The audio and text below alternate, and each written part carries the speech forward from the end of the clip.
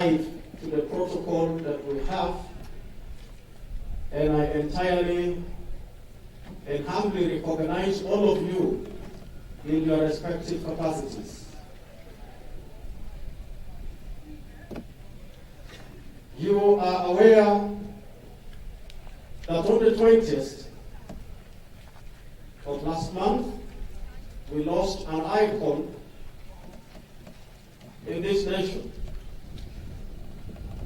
He was not only an icon in this nation, but he was the Member of Parliament for Omoro constituency, the Right Honourable Speaker of Parliament of Uganda, the 11th Parliament, and also most importantly, the Vice Chairperson of Northern Uganda for the NRM Party, the Right Honourable Jacob Dokore Olanya. It is only normal and due under our council procedure that we accord respect where it is due. After this, we will proceed to hearing of testimonies from honorable members of the selfless life that the Right Honorable Jacob Olanya, who is no longer with us, has lived.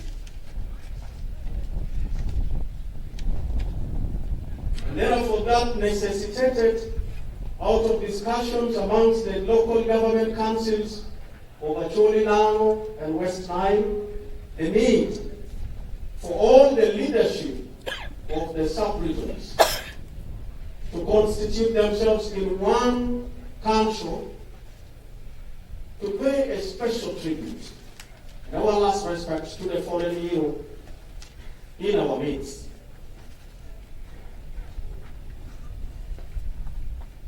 One thing that I need to note is that as council, as we move to the time of the debate, we should constantly be reminded in our debate of the life of the Right Honourable Speaker of Parliament, the late, and that should guide our thinking patterns. Honourable colleagues and mourners, the Right Honourable Speaker of Parliament, deceased, lived a life that was full of sacrifices for his family, for the people of Omoro, for the people of Northern Uganda, and for this country as a whole. And as the leadership in the sub-regions, we owe him a duty, we owe our people a duty to gather in remembrance of him and agree in principle and also for implementation of some key decisions that will be for our council consumption and also for upward submissions. I also want to acknowledge that this process of life, just like the life of any great passion, was full of violent oppositions.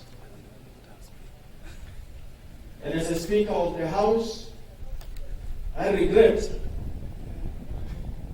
that it took us so long to understand the unique value of the deceased Speaker of Parliament. And I want to say we have opportunities that we have missed as a people. But let it be the duty of this council to forge a way forward that we have a concerted effort to remember the leadership that he has left us with, to promote and to preserve the legacy of the deceased Speaker of Parliament, the late Right Honourable Jacob Olanya. As I conclude, one thing stands out from the political leaders Some of us grew under their shadows.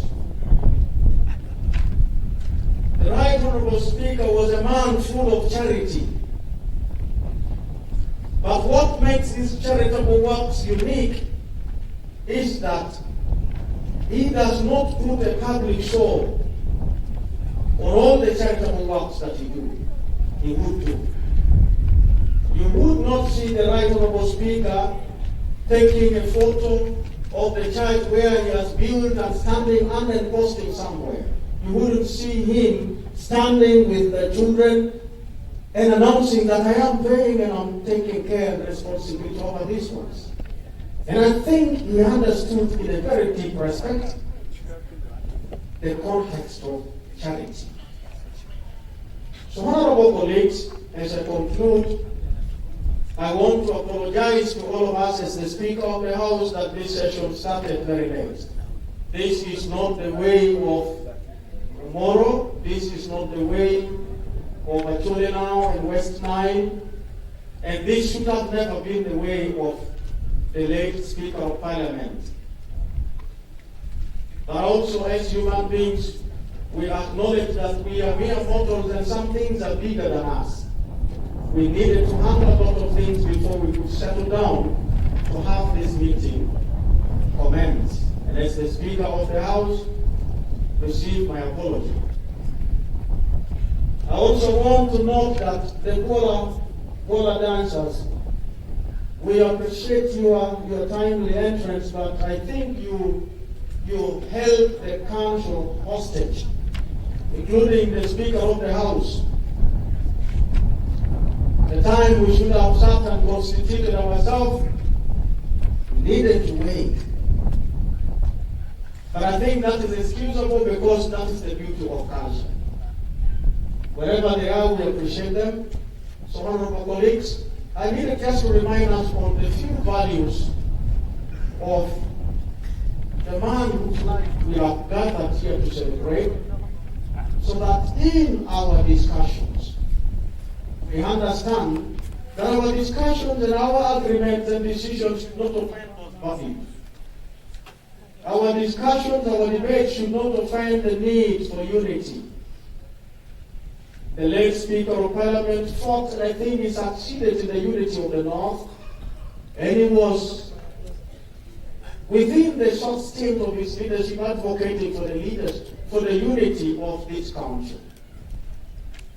He left us with a message that we can be our brother's keepers, we can fight as one people for the survival and the welfare of this country, and our debate and our decisions should be guided by that.